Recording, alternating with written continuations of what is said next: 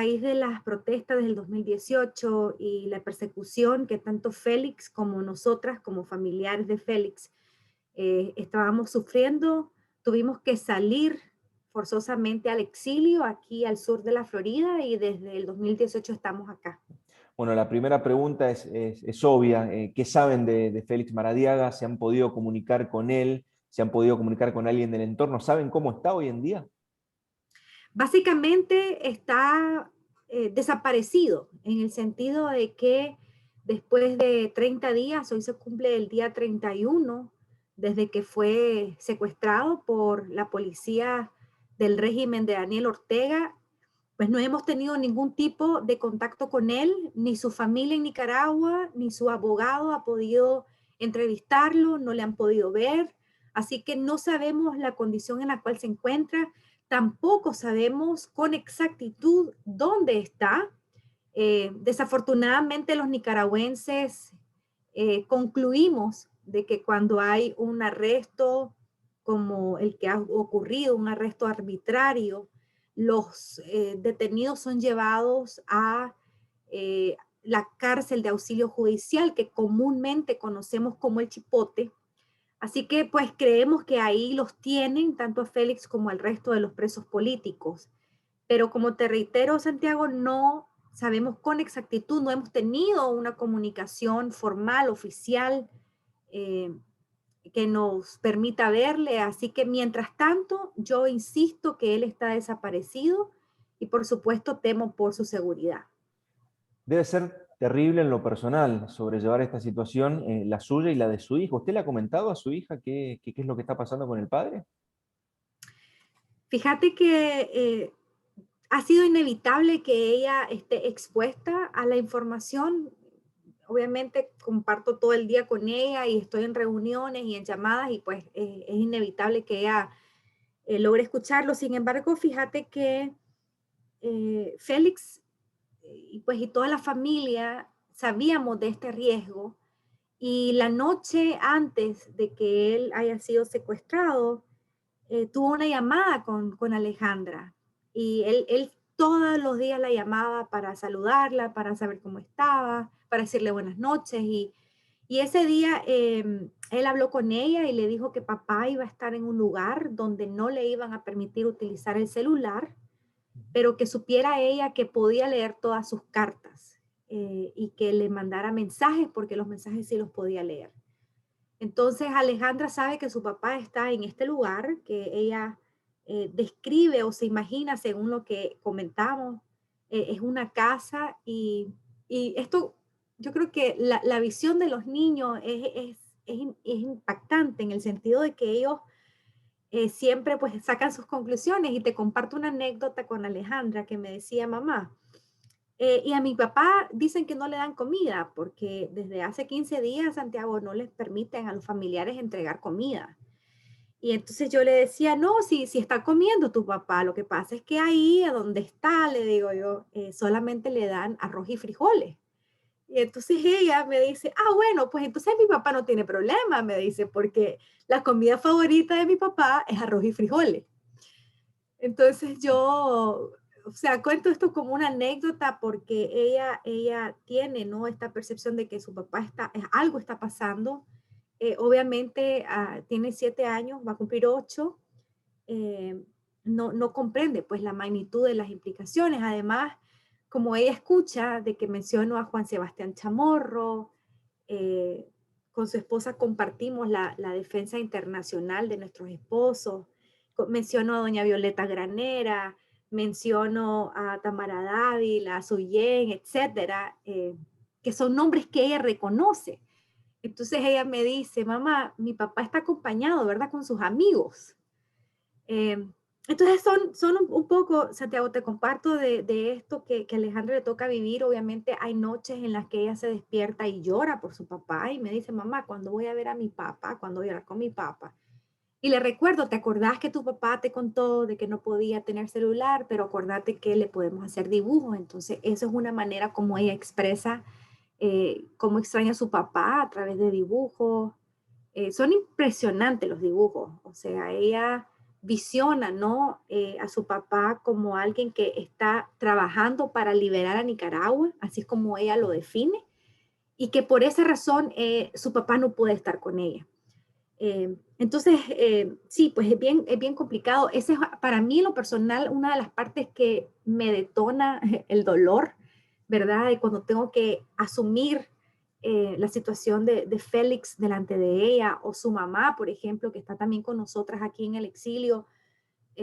Obviamente como madre, mucha angustia, ¿no? Por lo que puede pasar, y eso es el desafío más grande que tenemos, ¿verdad? Yo personalmente creo que Félix, comprendiendo muy bien el tipo de régimen al que se estaba enfrentando, pues ha estado preparado, ¿verdad? Ante esta posibilidad de la detención, pero obviamente nunca vemos el efecto que hay en la familia hasta que no lo vivimos, ¿verdad? Entonces, es bien difícil, y así como nosotras estamos en esta condición, hay otras 140 familias de presos políticos que están viviendo esto todos los días. Hay hijos e hijas que están sufriendo la separación de sus padres, y es verdaderamente doloroso y una violación a nuestros derechos humanos, a nuestros derechos ciudadanos, el hecho de que ellos estén incomunicados y que no nos den, no respeten nuestro derecho de visitarles, de saber cómo están. Muy, muy fuerte el testimonio, la verdad que es bastante complicado y seguramente su hija valorará y comprenderá mucho más la situación a medida que vaya creciendo y valorará más a su padre. Hablaba recién de la comunidad internacional. ¿Tienen contacto con representantes diplomáticos de países de la región, de América Latina, de Estados Unidos? ¿Cuál es la situación? ¿Qué vínculo han podido concretar ustedes los familiares? Sí, en el caso particular de Félix y de Juan Sebastián Chamorro, nosotras las esposas estamos unidas en un proceso de denuncia internacional. En el caso particular de nuestros esposos, obviamente en cada oportunidad, pues mencionamos también al resto de los presos políticos. Y en nuestro caso hemos podido tener reuniones digamos, diputados de la Comunidad Europea. La semana pasada casualmente nos reunimos con una docena de ellos para exponer lo que estaba pasando. Obviamente es muy solidarios y muy informados de la situación de Nicaragua. Ayer pudimos ver detalles de la resolución que emitió el Parlamento Europeo, y este tipo de acciones son las que estamos haciendo. Hemos acudido también a las diferentes organizaciones defensoras de derechos humanos, entre ellas la Corte Interamericana de Derechos Humanos emitió una resolución para medidas provisionales en el caso de Félix, de Juan Sebastián, de doña Violeta Granera y de José Adán Aguirre. También, bueno, obviamente estamos muy cercanos informando al gobierno de Estados Unidos.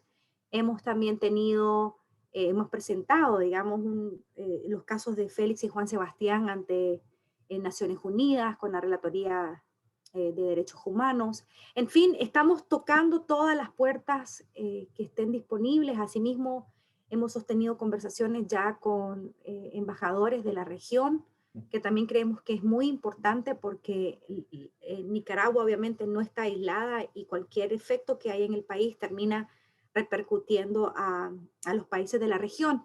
Y vamos a seguir avanzando, ¿no? En este proceso de denuncia. Creemos que la comunidad internacional debe y puede aplicar todos los mecanismos que estén disponibles para exigir y demandar al régimen de Daniel Ortega, a la liberación de los presos políticos y de la posibilidad, ¿no?, de hacer una transición hacia la democracia por la vía pacífica. Entonces eso es un poco, ¿no?, de lo que estamos haciendo, y esperamos que sea efectivo en nuestro llamado. Mencionaba resoluciones de organismos internacionales, resoluciones en las cuales Argentina se abstuvo de votar al igual que México. ¿Qué le genera eso? Comprendemos que aunque sea difícil admitirlo, ¿verdad? Comprendemos sí que hay procesos diplomáticos, hay políticas de gobiernos que bueno, son decisiones que tienen que tomar. Sin embargo, yo sí espero que en los próximos llamados, tanto Argentina como México puedan ser más claros y realmente señalar al régimen de Daniel Ortega como lo es, como una dictadura eh, que se está enquistando en el país. Sí vimos, sí, luego este llamado que hicieron los gobiernos a sus embajadas en Nicaragua, así que yo creo que eso pues demuestra también una forma, ¿no? De que quizás en algunos mecanismos internacionales no son muy directos en sus acciones, sin embargo, sí conocemos y han demostrado que están de acuerdo en respetar los procesos democráticos que tanto el sistema interamericano como las relaciones bilaterales han establecido entre los gobiernos. Así que yo sí espero que, como digo, en las próximas acciones que nosotros demandemos, pues puedan ser más claros y apoyar al pueblo de Nicaragua en su búsqueda de justicia y de libertad. ¿Cómo imagina que va a ser el desenlace de esta situación? ¿Cómo va a terminar la situación de su marido actualmente detenido? ¿Espera que en el corto plazo sea liberado o qué desenlace visualiza? Eh, Obviamente, Santiago, uno siempre espera lo mejor, ¿no? Yo tengo la esperanza de que Félix Maradiaga y el resto de los presos políticos serán liberados y que su integridad, tanto física como emocional, también será respetada. Pero también debo admitir, y no quiero ser ingenua, de que conocemos los antecedentes del régimen de Daniel Ortega y Rosario Murillo. Después de los asesinatos que cometieron en el 2018, sabemos que son capaces de cualquier atrocidad con tal de permanecer en el poder, y esto puede implicar, por supuesto, estas acciones de que no estén dispuestos a liberarles en el corto plazo.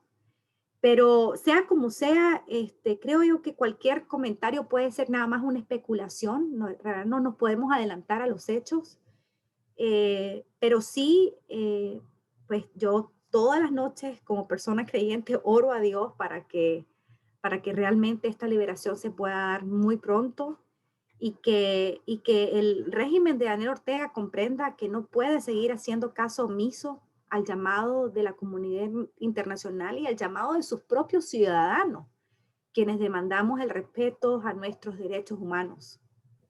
Berta, le agradezco mucho por su tiempo, ha sido muy amable y muy clara. Muchas gracias también a ustedes.